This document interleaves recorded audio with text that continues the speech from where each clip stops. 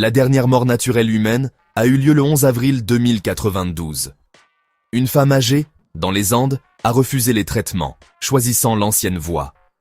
Son décès a mis fin, en silence, à l'ère de l'inévitable mortalité. À partir de ce moment, la mort est devenue un choix, un accident ou une défaillance technologique, non une certitude. Le monde l'a à peine remarqué. Il était déjà passé à autre chose. La vie se mesure désormais en cycles, en siècles, non en années. Les cliniques de renouvellement promettent l'apprentissage, l'exploration, la création, mais la réalité est bien plus répétitive. Nous avons échangé l'arc d'une vie significative contre un plateau sans fin. La peur de la mort est devenue la terreur de l'éternité. Nous avons vaincu la mortalité pour nous retrouver piégés par la victoire. Le silence de l'univers semble plus lourd maintenant que nous avons tant de temps pour l'écouter. La transition fut lente, une série de petits glissements. Nous avons guéri des maladies, célébré chaque victoire, sans réaliser que nous démantelions la structure de la vie elle-même. Chaque étape était logique, chaque avancée un triomphe, jusqu'à ce que nous gagnions la guerre et perdions le sens. Aujourd'hui, en 2025, vous êtes déjà sur ce chemin. Les décisions sont prises, les investissements affluent, la recherche s'accélère. Le désir de repousser la mort est ancré dans votre culture et votre économie. Vous applaudissez les startups de la longévité, les scientifiques qui inversent le vieillissement chez les souris. Vous y voyez un espoir, non le début de la fin. Vous posez les fondations de notre monde, brique par brique logique, sans jamais remettre en question le plan. La fin de la mort ne fut pas un moment de célébration, mais un changement silencieux et irréversible. Maintenant, nous vivons dans l'ombre de ce choix. Le monde est plein, mais il semble vide. Nous sommes les premiers immortels et les derniers à se souvenir de ce que signifiait être mortel. Ce futur n'était pas un accident, c'était le résultat logique de vos obsessions. Votre société a nié les limites, mené une guerre contre chaque frontière naturelle. La mort est devenue un problème technique, et votre civilisation excelle à les résoudre, quel qu'en soit le coût. Les systèmes économiques l'exigeaient, le vieillissement était une crise, alors vous avez choisi d'éliminer le vieillissement lui-même. La jeunesse éternelle signifiait une productivité, un consumérisme et des recettes fiscales sans fin. La logique était froide et irrésistible. Votre culture vénérait la jeunesse, dépensait des milliards pour paraître intemporelle. Les scientifiques ont satisfait un désir profond, rester jeune pour toujours, sans considérer ce que « pour toujours » signifie. Chaque décision compatissante, guérir la maladie, mettre fin à la souffrance, a formé une chaîne menant ici. Vous vous êtes concentré sur la souffrance individuelle, sans jamais voir la forêt que vous créiez. Ce futur ne vous a pas été imposé. Vous l'avez choisi, un pas bien intentionné à la fois. Le chemin vers l'immortalité a été pavé de bonnes intentions et de conséquences catastrophiques. La révolution s'est glissée silencieusement, déguisée en progrès.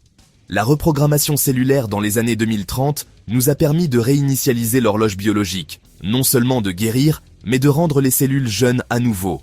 L'assurance et les soins de santé ont évolué. Il était moins cher de maintenir les gens perpétuellement en bonne santé que de traiter le déclin. Le rajeunissement est devenu obligatoire pour certains, puis la norme pour tous ceux qui y avaient accès. Le choix de vieillir est devenu un luxe, puis un fardeau. Un fossé de longévité est apparu. Les riches semblaient avoir 35 ans, les pauvres vieillissaient comme avant. La pression sociale a imposé l'accès universel, non par compassion, mais pour maintenir l'ordre. Le droit à la vie est devenu l'obligation de vivre. La neurostabilisation a suivi, des nanothérapies ont élagué les souvenirs traumatiques, rendant l'éternité supportable.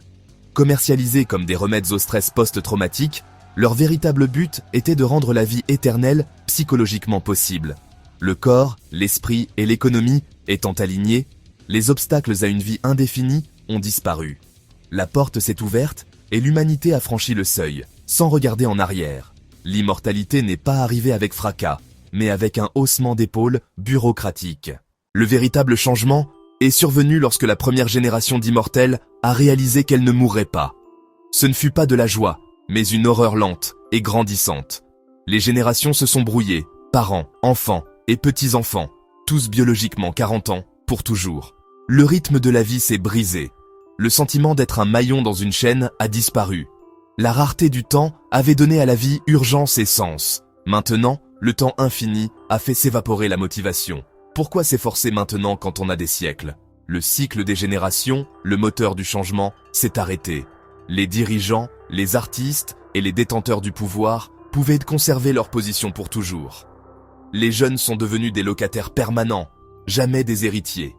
La promesse « votre tour viendra » est devenue un mensonge. La rupture psychologique fut collective. Nous avons tué l'avenir pour un présent sans fin. Nous avons obtenu le contrôle sur la mort, mais perdu la promesse de l'avenir. Le pouvoir que nous pensions avoir acquis était une illusion. Nous avons échangé la règle de la nature contre la logique froide de notre propre création. La société s'est transformée en quelque chose d'inconnaissable. L'unité familiale s'est dissoute. Parents et enfants sont devenus des contemporains, voire des rivaux. La lignée et l'héritage ont perdu leur sens.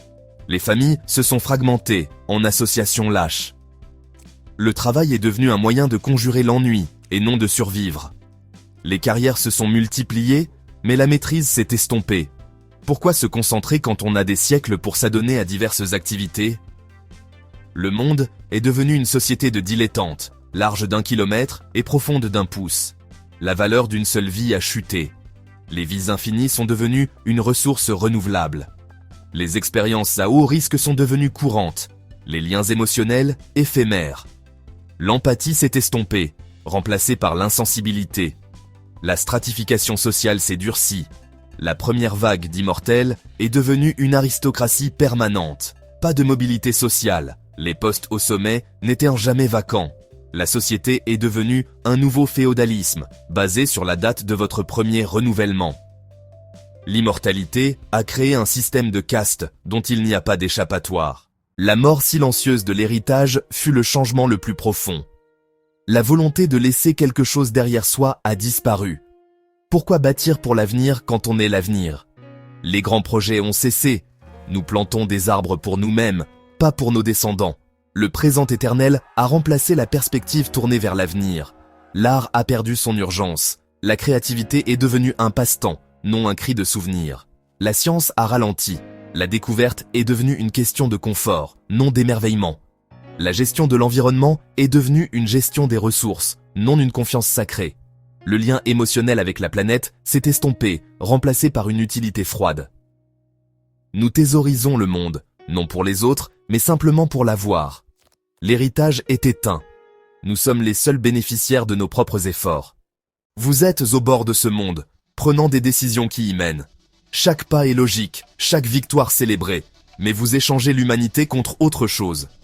Le cycle de la naissance, de la lutte et de la mort donne un sens à l'art, à l'ambition, à l'amour et au courage.